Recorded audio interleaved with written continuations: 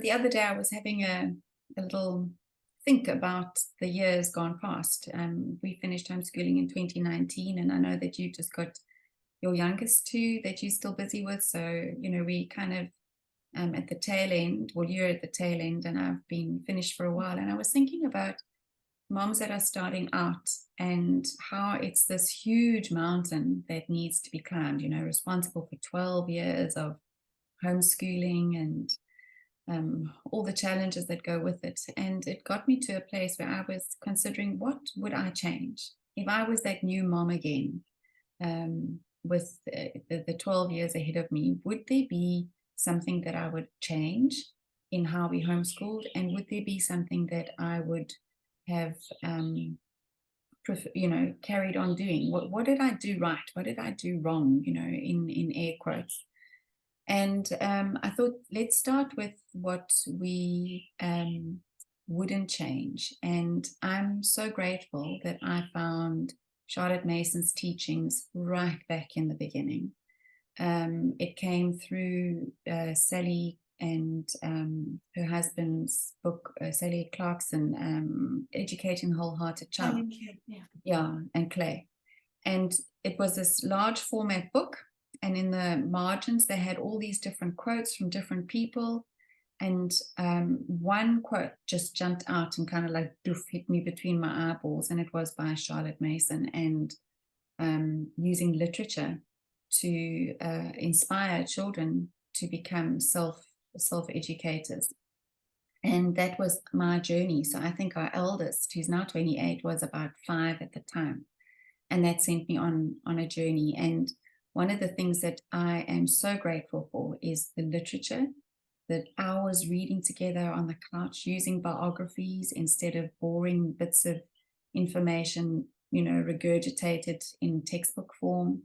And, as far as possible, using the living books to homeschool. And that has set a foundation in all of my children's lives. Not all of them love literature. It's don't get that picture, but they have these lovely broad knowledge base on which to draw and which set them up later on. And then the benefit was for me too.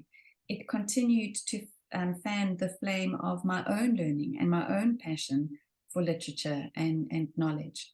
So that was my thing that I would not have changed. And what is yours that you wouldn't change if you got to redo it all? I think my thing was similar to yours, in that when I first started with my stepdaughter, I fell pregnant straight away as well with my first child. So I was starting this new adventure in homeschooling, but knew that I'm going to have a baby as well. And so I started reading up on homeschooling, and I just realized that I couldn't think that I was going to replicate a classroom at home. But I still was very rigid for the first 3 years. We did like quite heavy going textbooks for maths and English. And then I did do my own thing a little bit for the other subjects.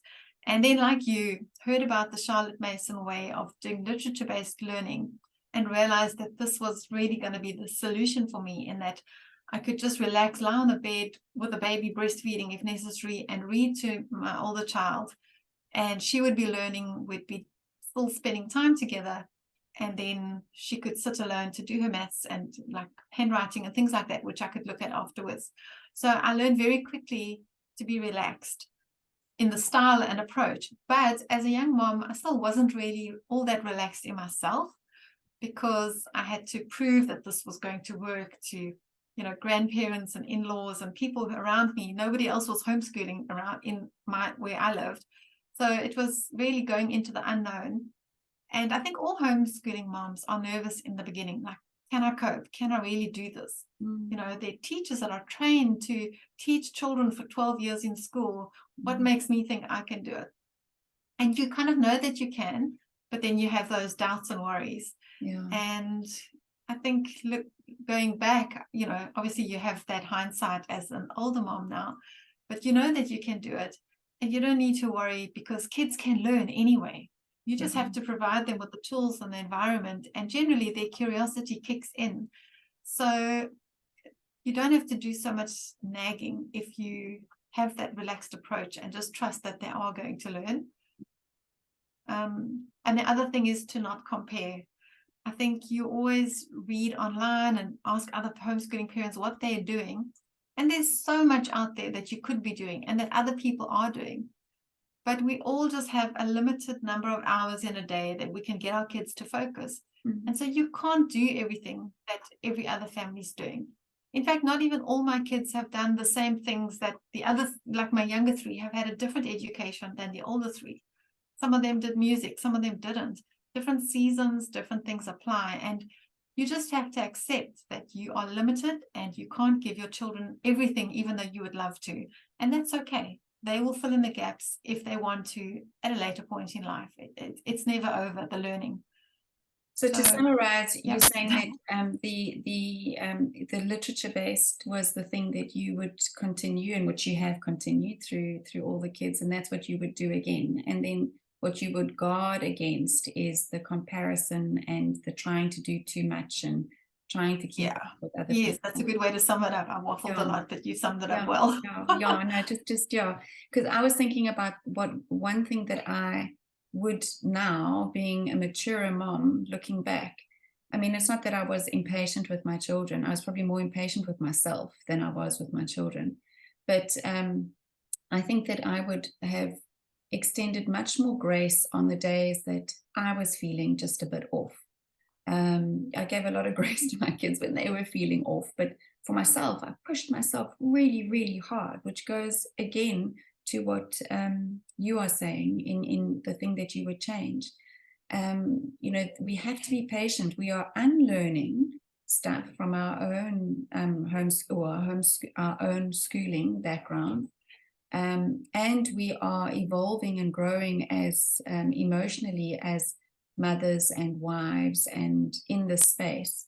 So patience and grace for ourselves to do that, as well as, you know, walking with our children who have good days and bad days in much more sort of a gentle environment than what we kind of felt we needed to as pioneers of homeschooling in the country 25 years ago. You know, we had, like you said, something to prove. We had something to prove to the Department of Education, to in-laws, to own parents, to family members. And I think we pushed ourselves really hard, and it's not necessary to do that.